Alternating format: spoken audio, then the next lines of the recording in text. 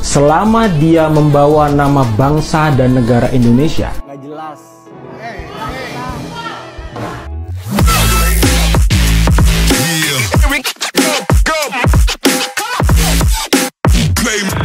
Assalamualaikum warahmatullahi wabarakatuh.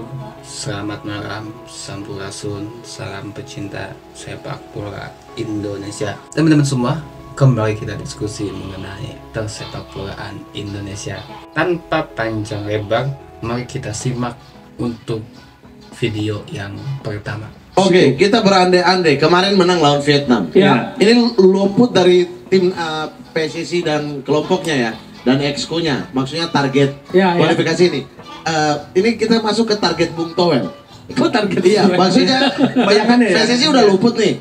Misal kalau dia Kan nggak penting kalau saya sih. penting. Kenapa? Buktinya komentar banyak loh. Penting. Masa repot sama yang satu berbeda, Mat? Iya. Nah, lawan Vietnam kemarin menang. Ya. Misal kita menang di ini, Ya, peluangnya terbuka lebar. Tinggal Terbuka. satu kali kemenangan melawan Filipina ya, di kandang sendiri. betul. Misal Indonesia lolos ke round 3, Ya, apa pandangan Bung Towel terhadap ST atau timnas Indonesia ini? bagus, tapi pasti ada catatannya. Apa catatannya? Catatannya apa? Misalnya ini menang, makanya saya bilang Hanoi ini kunci untuk lolos ke babak ketiga. Babak ketiga oke lah, artinya masih punya peluang untuk lolos ke Piala Dunia kan? Iya, Atau paling nggak Piala Asia 2027 kita sudah punya slot yang pasti lah. Iya, Piala Asia. Ya, 2027. Catatannya adalah dari sisi permainan dengan apa yang sudah diberikan. Kalau mau pertanyaan konkretnya nih, analisisnya. Kan kalau di Hanoi ini menang, kenapa saya bilang kunci? Berarti target selanjutnya ya tinggal Filipina. Ya. Tanggal 11. 11 ya? 11 11. Iya. Terakhir Juni ya? di GBK. Iya, Juni. Juni ya. Match terakhir ya. Logikanya di atas kertasnya menang. Aman lah. Menurut saya sih runner up aman. Tapi dengan materi penambahan naturalisasi 8 dengan support yang begitu luar biasa, masa lawan Irak nggak mau menang atau draw? Katanya STY kelas dunia, Tapi naturalisasi ditambah. Terakhir itu lawan apa? Irak apa Terus Filipina? masih takut lawan Irak gitu. Lawan Irak kan takut. Terakhir kan? bukan, terakhir lawan Filipina. Terakhir tanggal lawan 11. Filipina ya? Irak dulu, Filipina terakhir. Iya, iya, Di iya. grup. Nah, misal semuanya itu kejadian, apa yang Bung Towel harapkan ya? Draw lah paling tidak lawan Irak. Ah, bagus itu, menahan bisa Irak. draw. Terus kemudian menang lawan Filipina di terakhir. Kita lolos Ya. ke round 3. Ya, Tetap Irak sebagai juara grup. ya, Terus Indonesia runner up-nya. oke. Tetap bermasalah STY dan permainan timnas ini bagi Bung Towel. Saya juga akan Mancing. mengkritisi. Karena apa yang membuat Bung Towel tidak lagi mengkritisi STY atau permainan Iya. timnas? Artinya Di- mau melihat Di titik mana? progresnya Di dulu. titik Iya. mana? Karena saya besar dengan konsep desain and dasolen kan. Kalau orang jurnalis pasti dia punya prinsip dasar itu, desain and dasolen. Apa yang seharusnya, apa kenyataannya gitu. Jadi saya nggak akan puas gitu loh, bahwa itu pencapaian yang bagus saya akuin gitu. Tapi apakah catatannya ada nggak? Contoh kemarin di leg lagi 21 Maret menang kan? Lawan Vietnam. Kalau menang ya menang 1-0 gitu. Tapi menurut saya sih ada beberapa catatan, misalnya babak pertama buruk, keputusan pilihan pertama buruk, keputusan menurunkan Hoki Caraka buruk. Kan itu catatan semua buat pelatih. siapa?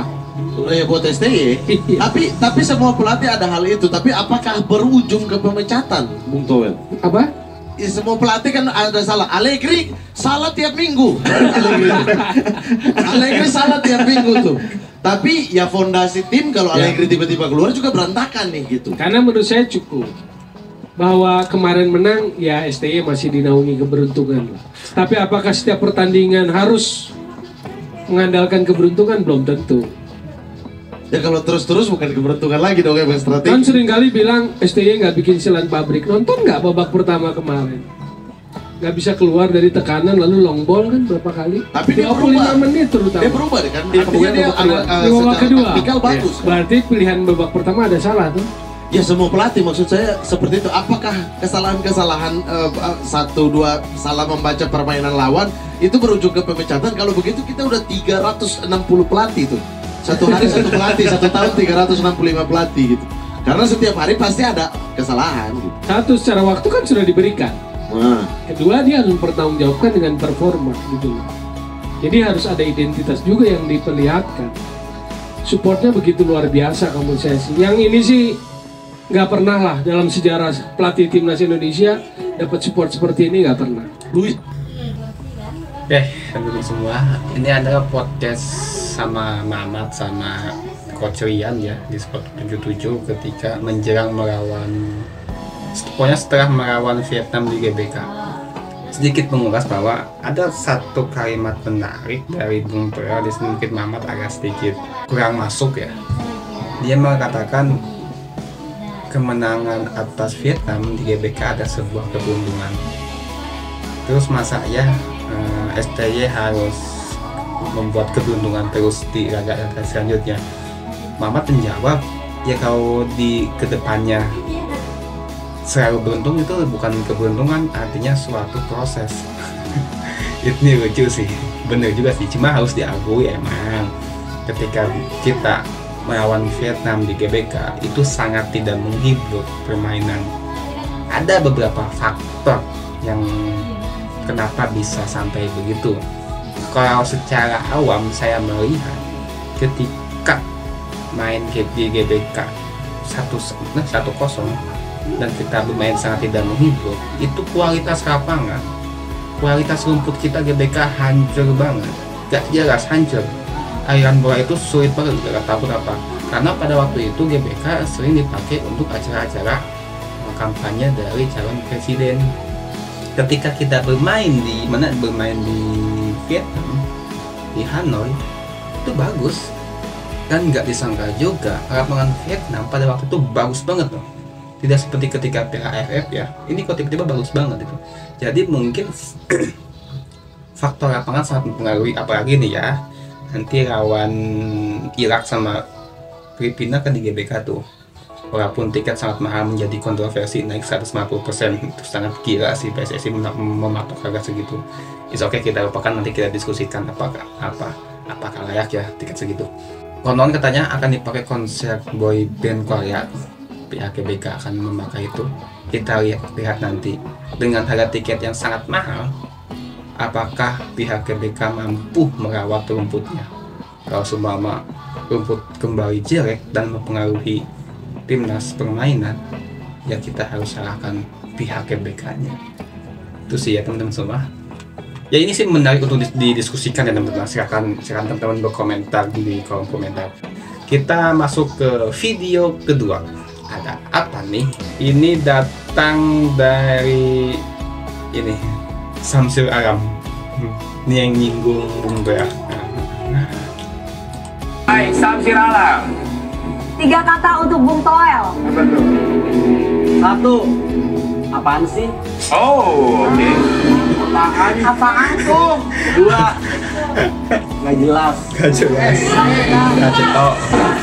3. 3. Nggak usah so lawan arus. Oh. Ini sih saya nemu di TikTok ya teman-teman semua. Walaupun hanya potongan video, tapi ini menunjukkan bahwa apa yang dirasakan oleh para pemain ataupun mungkin rakyat pada umumnya ya. Dan ini ditandai mantan pemain timnas tentang Bung Toel yang selalu mengkritik dengan tidak masuk akal terhadap timnas ataupun STY. Bung Toel tidak apaan sih, tidak jelas dan sok jangan melawan arus. Ya sebetulnya sih emang gak jelas sih. Kalau untuk poin kedua gak jelas itu emang bener sih. Saya juga merasa seperti itu. Tapi kalau untuk 1 dan 2 ya itu haknya Samsul Aram menilai seperti itu. Yang pasti saya melihat emang Bung Toel ini kan berangkat dari orang jurnalis ataupun wartawan. Jadi dalam ilmu jurnalis itu saya pribadi pernah menjadi jurnalis juga ketika masih zaman kuliah. Emang ditanamkan dengan ada prinsip skeptis. Jadi emang seorang jurnalis itu mesti ada data dan fakta itu kan teman-teman semua. Oke, ini sih tapi lucu sih. 3, kita masuk ada pesan dari Bambang Pamungkas mengenai para pengkritik ataupun ya pada umumnya untuk pecinta timnas Indonesia ya. Dari Bambang Pamungkas karena dia bagaimanapun adalah legenda sepak bola Indonesia timnas yang sangat dihormati dan sangat menjadi panutan bagi pemain-pemain timnas. Bagi saya, mau itu lokal, mau itu asing, atau bahkan dari planet lain sekalipun, selama dia membawa nama bangsa dan negara Indonesia dan berhasil mengharumkannya dengan prestasi, maka wajib hukumnya bagi kita untuk memberikan dukungan dan apresiasi yang setinggi. Sepakat dengan BP, siapapun baik itu lokal, naturalisasi dari negara manapun, bahkan dari planet manapun, ya walaupun hanya kiasan ya, selama dia sudah membela timnas Indonesia, membela merah putih, kita wajib untuk mensupport pemain tersebut, apalagi memberikan sebuah prestasi. Dan dimana selama ini kita emang terjebak dengan isu-isu lokal dan naturalisasi, sampai-sampai acara-acara televisi, kalau acara-acara berita tuh wajar ya mengangkat isu-isu sepak bola juga, tapi acara gosip yang acara-acara yang sering mendatangkan artis-artis gosip ataupun yang viral sampai membahas sepak bola, itu artinya apa? Memang di Indonesia itu sepak bola memiliki insight yang sangat tinggi. Tapi it's okay, semua memiliki pandangan dan pendapat masing-masing, tapi kita sebagai warga negara Indonesia wajib untuk selalu mensupport bagaimanapun. Ya, ada istilah kalah didukung, menang disanjung. Kalah tetap didukung, menang tetap disanjung. Itu sih. Terima kasih teman-teman semua. Kita diskusi di kolom komentar. Wassalamualaikum warahmatullahi wabarakatuh.